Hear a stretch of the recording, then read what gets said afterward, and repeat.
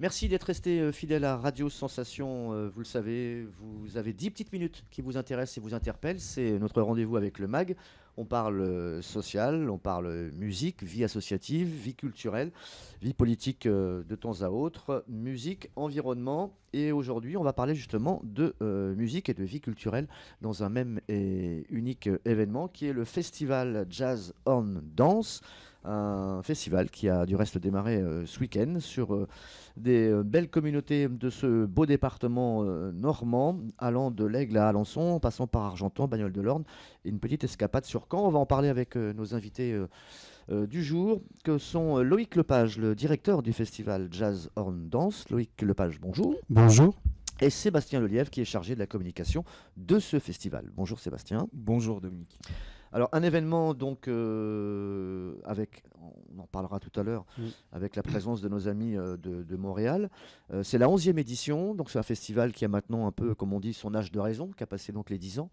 Est-ce qu'on pourrait revenir un peu sur la création et sur le pourquoi justement ce festival est né dans le département de l'Orne en particulier? Comment ça s'est passé au tout début? Tout d'abord, le festival, il a été créé il y a plus d'une dizaine d'années maintenant, donc on en arrive à la 11e édition cette année. Et il a été créé par moi-même et un chorégraphe de renom qui s'appelle Arthur Plachart. Arthur Plachart, c'est un chorégraphe danseur de jazz qui a notamment, qui a eu toute une carrière, je dirais, dans le milieu chorégraphique et qui est bien connu en fait d'une certaine génération. Et pourquoi justement, entre guillemets, être venu, pas se perdre dans l'ordre, mais créer justement ce festival dans ce département? Tout simplement parce que quand on est parisien et qu'on a vécu un certain temps à Paris et qu'on veut prendre un petit peu le large, vivre une qualité de vie meilleure, eh bien on s'expatrie. D'accord. Et donc on s'est retrouvé finalement dans le département de l'Orne, à habiter dans le département de l'Orne, dans une résidence secondaire. Et finalement, petit à petit, on s'y est installé et on est entré dans le tissu social. Voilà, et on a créé ce festival là-bas, puisqu'en fait, il y a aussi des infrastructures aussi qui ont été créées durant ces 10 dernières années dans la petite ville du département de l'Orne. En l'occurrence, à Mortagne-au-Perche, puisqu'en fait, le festival est né à Mortagne-au-Perche, qui est une petite commune de 4500 habitants, 6000 avec sa communauté de communes.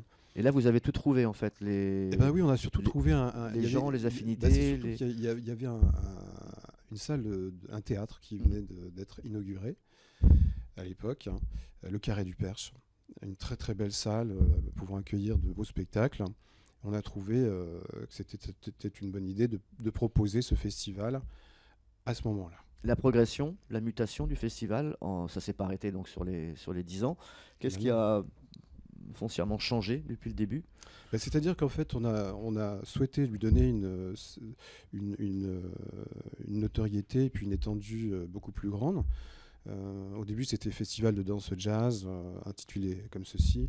Et après, c'est devenu Festival Jazz Horn Dance. D'accord. Pour rayonner au niveau du département.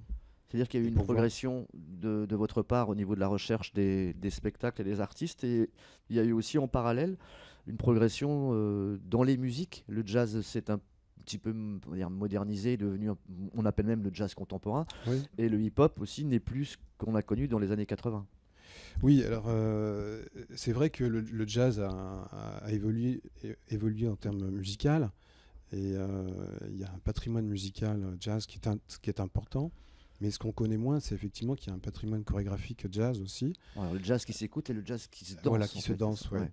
Et il y a des œuvres qui sont musique et danse jazz présentées depuis fort longtemps. Mais voilà, maintenant ça reprend, ça devient de plus en plus... Ça reste la colonne vertébrale, le jazz, c'est quoi? C'est 60%? Oui, parce qu'en fait, le festival, il est né par le fait même qu'il fallait promouvoir le secteur chorégraphique jazz. C'était ça l'idée fondatrice du festival, parce qu'en fait, c'est pas une idée qui nous est venue comme ça, tombée du ciel. C'est-à-dire qu'en fait, il y avait une demande de la profession, du secteur chorégraphique, une nécessité, un besoin de créer un outil supplémentaire pour promouvoir le secteur chorégraphique jazz. D'accord. Voilà. Et donc, en fait, ce sont des accords, si vous voulez, entre le ministère de la Culture, la scène nationale à l'époque, un territoire qui est le département de l'Orne, et qui a permis, si vous voulez, de créer, de faire que ce festival existe. D'accord. Vous n'avez pas eu de difficultés, juste avant de passer la parole à Sébastien, sur l'opposition historique entre ces deux styles musicaux, avec la noblesse un peu plus affirmée du jazz et peut-être ce qu'on appelle la danse de rue, etc. Ces deux mondes se sont mariés assez facilement, même si les deux univers un peu se regardaient bizarrement il y a 20 ans. Ce ne sont pas les maîtres de ballet qui vont faire du jazz et vice-versa, ou alors vous mélangez bien, enfin la soupe prend bien, quoi. Oui, On dit la mayonnaise, la soupe prend d'autant mieux qu'en fait, il faut comprendre aussi que sont arrivées progressivement les fameuses danses urbaines Oui. dont on parle maintenant beaucoup, et des chorégraphes de renom se sont installés, ont été positionnés sur des centres chorégraphiques nationaux comme Kaderatou à La Rochelle ou Mourad Merzouki. Et en fait, si l'on veut entendre par là, au fond, il y a des racines semblables entre le hip-hop, les danses urbaines et le jazz. Donc finalement, on arrive à faire de sorte que l'art chorégraphique, au travers du jazz et puis des danses urbaines, se popularise davantage. D'accord. Et c'est l'Afrique qui fait le terreau, en fait, entre les deux. Oui, c'est ça. C'est ça. Si on va aux origines, aux sources, effectivement, c'est l'Afrique. C'est l'Afrique.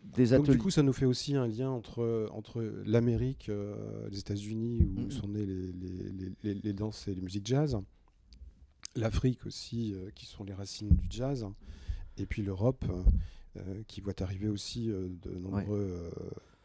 toute une histoire, en fait, de rythmique et de jeunesse plus qu'historique, puisque certains parlent que le jazz est venu avec les esclaves, etc., oui, sur voilà, différentes mutations. Des ateliers contemporains, rythme, danse et africain, comment ça se passe là depuis ce week-end du 14-15, Sébastien? Il y a des choses qui sont un peu éclatées, principalement sur tout le département de l'Orne. Donc on passe de l'Aigle, la Bagnole, en passant par Alençon, et on va sur Argentan. Tout à fait. En fait, chaque ville partenaire accueillant le festival à travers les différents spectacles, accueille en même temps des ateliers chorégraphiques, des masterclass, donc menés directement par les chorégraphes ou danseurs des différentes compagnies, ouverts à certains publics, soit du tout public, soit des niveaux intermédiaires de danseurs ou de danseuses. Sachant que l'idée, c'est que pour le département et les gens rayonnant autour du département de l'Orne, c'est d'avoir cette chance de rencontrer les chorégraphes et de pouvoir accéder à un enseignement auquel ils n'enseigneraient pas forcément en temps normal. Et vous allez sur Caen aussi pour une date? Et voilà, il y a une date sur Caen le 19 octobre avec un des chorégraphes jazz, Wayne Barbast, qui sera ensuite sur scène, sa troupe étant sur scène ensuite le 22 octobre à Bagnoles-de-l'Orne. Il y a une volonté aussi d'aller dans les villes, mais aussi dans les quartiers ou pas? Alors ça, c'est le cas aussi dans les quartiers, davantage sur la ville d'Alençon, où on aura notamment la semaine du 24 octobre un atelier mené par Fabrice Maïka et Valentina Corosou, qui sont deux chorégraphes hip-hop qui vont mener cet atelier en partenariat avec une association locale de hip-hop alençonnaise, ouverte justement à la jeunesse alençonnaise, à travers cet atelier, une résidence de création et différentes autres activités.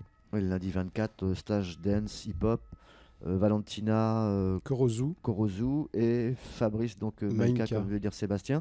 Ce qui m'amène une question un peu plus généraliste. Le choix des chorégraphes et des compagnies, ça se passe comment? Vous tournez un peu à l'image de ce qu'on fait au théâtre sur le Festival d'Avignon. Vous allez chercher les gens ou vous faites des auditions comment ça se passe?